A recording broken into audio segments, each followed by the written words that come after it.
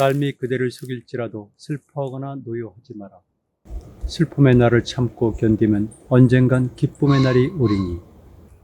이 시를 쓴 사람은 1837년에 죽었습니다. 낭만적이죠. 결투로다가 결국은 죽었거든요. 자기와 자신 아내의 명예를 지키기 위해서. 푸시킨입니다. 알렉산드로 푸시킨. 제가 오늘 이런 얘기를 시작하는 이유는 늘 그렇듯이 생명이 중요하다는 생각을 합니다. 자연이 소중하죠. 사실은 우리 자연은 멀리하고 있어요. 요즘 SNS를 보면 많은 사람들이 코로나 이후에 자연에 대해서 관심을 깊이 기울입니다. 그런데 제가 보기에는 좀 부족해요.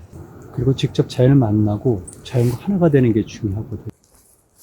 러시아 사람들을 좋아합니다. 지금은 우리가 전 세계 문학을 좋아하지 않습니까? 춤도 마찬가지고 그리고 클래식 음악도 마찬가지인데 제가 어렸을 때는 1960년대죠. 그 당시 때만 하더라도 우리는 사실은 세계 문학을 잘 몰랐어요. 우리의 가장 친숙한 것이 러시아 문학이었습니다. 여러분 아시는 것처럼 톨스토이, 도스토옙스키, 기타 등등. 그리고 이제 시인은 푸시킨도 있고요. 그 외에 좋아하는 시인들도 많았었죠. 그렇게 된 이유가 있습니다. 첫 번째는 그 당시 때 우리는 외국 문학을 번역해서 스스로 할 만한 능력이 없었습니다. 그리고 대부분의 것이 그렇듯이 문학도 일본을 통해서 왔거든요. 사실은 자연이란 말도 마찬가지예요. 소설도 시도 다 일본 말이거든요. 일본 사람들이 러일 전쟁을 겪으면서 러시아 굉장히 적대적 관계를 맺었습니다. 사실은 1855년부터 이미 러시아 충돌이 시작된 건데 그런데도 불구하고 러시아를 좋아해요. 특히 일본의 지식인들이 러시아를 좋아합니다. 그 이유도 마찬가지죠. 일본에서 가장 유명한 영화 감독이 있지 않습니까? 그로자 아키라 감독. 그 러시아는 또 있습니다. 러시아에 굉장히 유명한 감독이 있는데요. 타르코프스키라고 있습니다. 이 두 사람의 관계도 좋았어요. 타르코프스키 감독은 이런 얘기까지 했습니다. 일본의 색깔은 녹청색이라고 표현했거든요. 녹청색. 녹청색은 지금 여러분들이 제가 보는 것처럼 이렇게 맑고 연하고 이런 식의 색깔이 아니라 굉장히 진합니다. 굉장히 축축하고 습기가 많아요. 이게 일본 문화의 특성입니다. 일본 문화는 화려하고 화사하다고 생각하는데 그렇지는 않죠. 와비와 사비 문화라고 그러는데 색깔도 마찬가지로 녹청색이 많아요. 녹청색은 쉽게 말씀드리면 일본의 전통 가옥이 있습니다. 대부분 나무로 이루어지 않습니까? 나무 껍질을 쌓아서 하는 경우도 있고 그게 이제 주로 히노기 껍질도 있고요. 삼나무 껍질도 있습니다. 그런데 그 오래 지나면은 거기에 촉하게 물이 비가 오고 습기가 차고 그래가지고 거기서 이게 이끼가 생깁니다. 이끼가.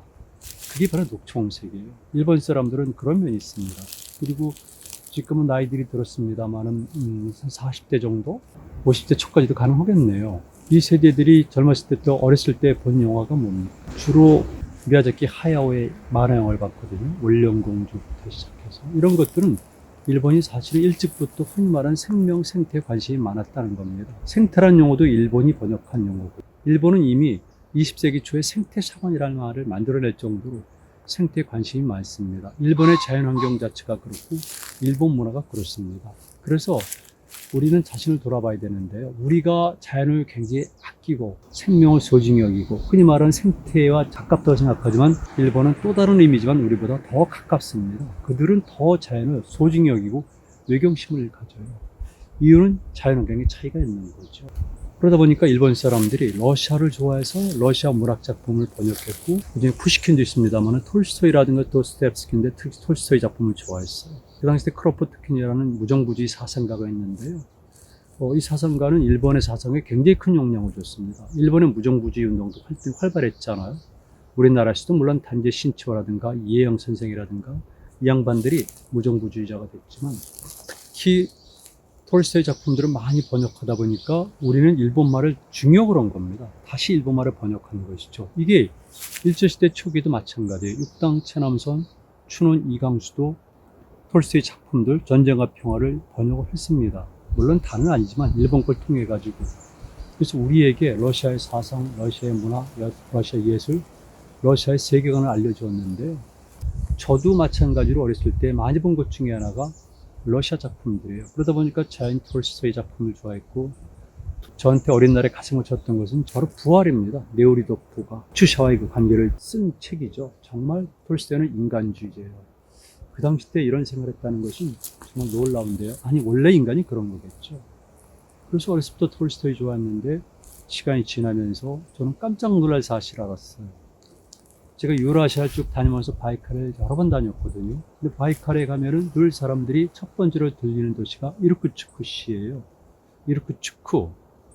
이르쿠츠크는 급하게 흐르는 강물이라는 뜻인데 실제적으로 이르쿠트라는 청년과 앙가라라는 여인과의 로맨스 설화도 있을 정도이죠. 이르쿠츠크시와 연관이 되어 있습니다. 이르쿠츠크시에 가면은 한국 사람들이 대부분 갑니다. 발코스키 공작의 그 건물, 살았던 건물인데 이 발코스키 공작과 톨스토이랑 연관이 되어 있고요. 그리고 이 발코스키 공작 일행들과 푸시킨이 연결이 되어 있고요.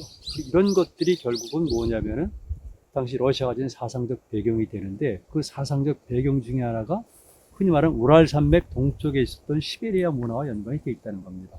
그리고 더 제 입장에서 말씀드리면은 시베리아에서 더 동쪽으로 와가지고 우리가 흔히 말하는 우리 북만주부터 위로 올라간 지역 있지 않습니까? 그런 지역과 연관이 되는 거예요. 그 사정을 잠깐만 말씀드리겠습니다. 발콘스키 공작도 제가 좋아하죠. 1812년도에 나폴레옹이 러시아를 공략을 했습니다. 치명적 실수죠. 결국은 러시아 특별한 전략에 의해서 나폴레옹은 대패하고 돌아가게 됩니다.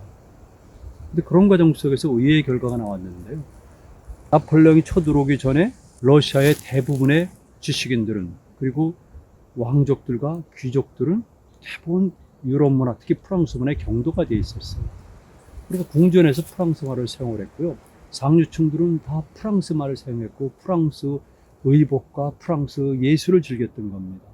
그리고 그들은 당연히 그러다 보니까 자연스럽게 프랑스를 가면서 프랑스 혁명과 또 반동 정치와 그래도 남아있는 프랑스의 자유로운 기운을 보고 온 겁니다. 젊은 사람들이. 그리고 다시 나폴레옹이 퇴각하는 걸 쫓아가지 않습니까? 러시아 사람들이. 젊은 장교들이 쫓아가면서 가서 유럽을 또 체험을 합니다. 그들은 생각을 많이 합니다. 고민을 합니다. 그들은 당연히 그 무서운 짜르 밑에 있으면서 갖은 혜택을 받은 러시아의 최고의 지배층이죠. 기득권 세력입니다. 그런데 젊은 사람들은 이상주의자가 된 거죠. 왜 이상주의가 됐는가는 인간이 가지고 있는 본연적 성격도 있고 그다음에 교육을 통한 것도 있고 그리고 프랑스 대영국과 함께 유럽의 분위기도 영향을 받은 거죠. 그들은 생각을 많이 합니다. 러시아의 치명적 한계죠. 그리고 러시아가 유럽 세력과 경쟁하기 위해서라도 러시아는 발전해야 되는데 한계를 가져오는 것은 러시아의 지배 구조거든요. 관리 체제고 특히 무엇이냐면은 바로 백성들의 문제입니다. 러시아는 농노제라고 그러지 않습니까? 농노제는 말 그대로 농민이지만은 거의 노예에 가까운 상태죠. 이런 이론들이 나중에는 크게 발전하게 되는데요. 그래서 이 젊은 일단의 귀족 출신의 장교들이 반란을 모의합니다. 이게 데카프리스트의 난이라고 불려져요. 데카프리스트는 12월이라는 뜻이거든요. 12월 땅이 난을 일으켰기 때문에 데카프리스트의 난이라고 부르는데 이거는 시도되기 전에 발각이 됩니다. 그 당시 때 짜르가 다시 등장을 했거든요. 니콜라이 1세가 등장했는데 그 젊은 사람입니다. 그리고 발코스키 공작이라든가 그리고 데카프리스트의 난을 주도한 사람들과는 굉장히 친분 관계가 있었어요. 그러나 일단 이 사람은 짜르가 됐고 나머지는 여기에 반대를 했고 심각한 일이 벌어지게 된 거죠. 일반적으로 짜르의 저항하면 다 죽게 돼 있어요. 그런데 니콜라이 1세는 색다른 결정을 내립니다. 극히 일부만 처형을 하고 나머지는 전부 다 동쪽으로 우랄 산맥을 넘어서 시베리아 동쪽까지 전부 다 유배를 보내게 되는 거죠. 여러분들이 시베리아 유용수가 바로 이때 시작이 되는 겁니다.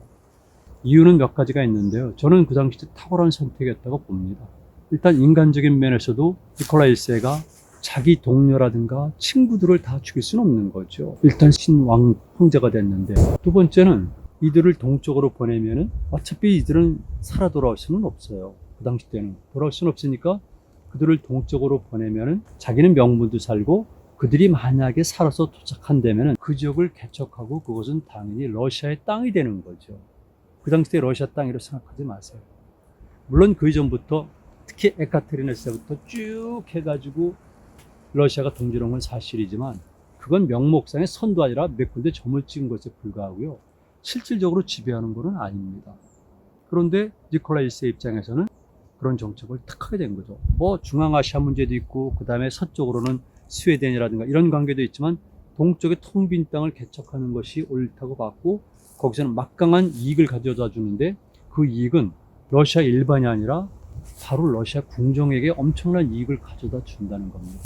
러시아 왕실 수입의 상당히 많은 부분을 차지하는 것이 모피 수입이거든요. 야삭. 러시아가 결국은 멸망할 때죠. 러시아가 제정 러시아 끝날 때 러시아 황실의 재정 수입의 3분의 1을 극동 지방의 모피세로 충당했다고 말할 정도로 굉장히 중요했던 겁니다. 그래서 이른바 데카프리스의 난에서 실패한 젊은 귀족들이 쇠고랑을 차고 끌려가는 겁니다. 상상할 수가 없는 거죠. 우리는 상상할 수가 없어요. 만주에 있는 사람들도 상상할 수가 없어요. 그 우랄 산맥 서쪽부터 동쪽, 시베리아 북쪽을 향해서 쭉 가는 길이 어떻는가 상상할 수가 없는 거죠. 많은 사람이 죽었지만 그들은 이르쿠츠크에 도착했고 거길 중심으로 해가지고 다시 강제 노역에 동원되면서 새로운 삶의 터전을 꾸려가는 겁니다. 그런데 또 기적 같은 일이 일어났어요. 기적이죠. 제가 보기엔 기적이에요. 그러니까 그 시대에는 러시아가 푸시킨 같은 사람이라든가 톨스토이가 나올 수밖에 없었던 거예요. 똑같습니다. 그 데카프리스 낭을 주도했던 젊은 청년 장교들과 신사들을 사랑했던 여인들이 있습니다. 그 여인들이 그 일련에 쫓아가는 겁니다. 발코스키 공작의 부인부터 해서 많은 사람들이 쫓아가는 거예요. 상상을 해보세요. 이건 영화가 아니죠. 그래서 젊은 여자들이, 젊은 부인과 처녀들이, 어떤 젊은 부인은 제 기억엔 발코스키 공작 같은데요. 자기 아이를 부모에게 맡기고 단신으로 떠나는 겁니다. 그래서 이 젊은 여자들이 그 뒤를 이어서 이르쿠츠크에 도착했고요. 도착해 보니까 거기 남아있는 사람도 있지만 더 동쪽으로 간 사람들도 있었어요. 왜냐하면 더 동쪽에는 광산들이 있거든요.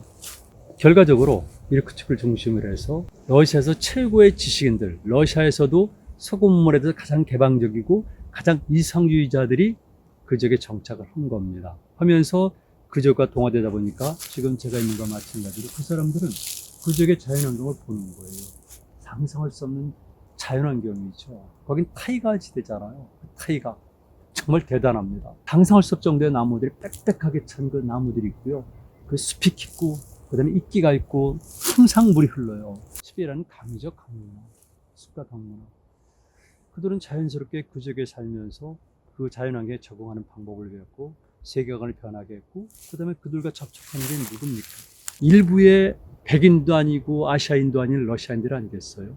그리고 이미 러시아인들은 피가 많이 섞였어요. 왜냐하면 240년 동안 몽골의 지배를 받았지 않습니까? 그러니까 피가 많이 섞인 거예요. 이런 사람들이 현지 와서 현지 주민들과 만나게 된 거죠. 이제 부리아트라든가 에벤키족이라든가 이런 사람들과 만나며 생활하다 보니까 그들의 생활 양식을 이해하게 됐고 그들의 가치관도 받고 그들이 믿는 신에 대해서도 확인을 한 겁니다. 그러면서 자연스럽게 생각이 변하게 돼요. 이게 러시아, 나아가선 그 당시에 우리 인류 문명의 큰 역할을 합니다. 자연 친화적인 생각들을 본격적으로 하게 되는 것이죠. 제가 얘기를 탁 넘겠습니다. 그런데 발콘스키 공작과 오천 관계에 있다고 그러는데요. 이게 누구냐면 바로 톨스토이예요. 톨스토이가 어린 날에 얘기를 많이 들었습니다. 들으면서 그 당시 때 데카프리스 난에 참여했던 일들을 전부 다 들으면서 그 사람들의 얘기를 통해서 쓴 대작이 바로 러시아 나폴레옹의 전쟁을 다룬 전쟁과 평화예요. 그러니까 어느 정도의 팩트를 사실로 해서 톨스토이가 자기의 세계관을 갖고 그걸 쓴 거죠. 그래서 거기 등장하는 인물들이 끊임없이 자연과의 합일과 관련, 허다못해 군대 전략 전술마저도 그런 것 아니겠어요? 여러분, 서양사에서 최초로 노제의 도덕경을 번역한 사람이 바로 톨스토이예요. 그만큼 톨스토이는 우리 동양 사상에 관심이 많았기 때문에 당연히 전쟁과 평화에는 그런 사상이 녹아있는 겁니다. 그리고 그것이 전 세계에 퍼지고 일본도 들어오고 감동을 불러일으킨 거죠. 그리고 데카프리스에 나는 참여한 젊은 장교들, 신사들과 친했던 사람이 바로 제가 처음 오늘 말씀드렸죠. 알렉산드로 푸시킨이에요. 당연히 낭만주의자죠. 이상주의자죠. 그러다 보니까 정말 아름답고 그 다음에 낭만적이고 자연친화적 이런 시들을 쓰고 그런 감동 속에서 자기 명예를 얼마나 소중히 여기겠습니까? 그런 사람들이 자질구레한 삶에 집착하지 않으니까 그런 사람들은 자의식이 강하고 자존심이 강하거든요. 그래서 정말 그 당시 최고의 미인. 전 사진을 봤는데 그림은 정말 예뻐요. 자기 부인이죠. 자기 부인과의 관계, 그리고 자기 부인의 명예, 이거를 극복하기 위해서 말도 안 되는 도전을 해서 결국은 죽게 된 겁니다. 참, 푸시킨도 여러분들이 좀 아셔야 되는데요. 우리가 잘 알고 있는 영화의 율브린너도 할머니가 몽골계 했듯이 푸시킨도 사실은 할아버지 때 계열 가면은 누가 좀 오래돼서 기억이 정확히 안 납니다. 친가 쪽인지 외가 쪽인지 어쨌든 할아버지쯤 가게 되면은 그 피가 흑인의 피가 섞여 있습니다. 그러니까 역시 그런 면을 갖고 있는 거죠. 19세기 전반부터 중반 사이에 이런 일들이 벌어졌고, 그다음에 톨스토이, 도스토옙스키 이런 사람들, 그다음에 뭐 안돈 체홉, 동돈 프로케프트 쭉 내려가면서 러시아의 문학과 예술이 그렇게 자연 친화적인 거죠. 제가 이 얘기를 왜 하겠습니까? 우리의 문제거든요. 우리와 동아시아 사람들은 그 나름대로 세계관 갖고 살아왔어요. 그런데 그 세계관이 반드시 인간에게 도움이 된다고 보진 않습니다. 반드시 도움이 되지는 않아요. 한 사회가 발전하는데, 그리고 대외관계 모습이 심각한 지역에서는 때로는 그것이 나쁘게 작용할 수 있습니다. 포카혼타스는 만들어진 거죠. 실제 포카혼타스에 관한 사실은 있지만 여러분들의 소설이나 또는 만화영화에서 보듯이 해피엔딩으로 끝난 건 아니잖아요. 마찬가지로 그리고 아바타라는 영화도 있잖아요.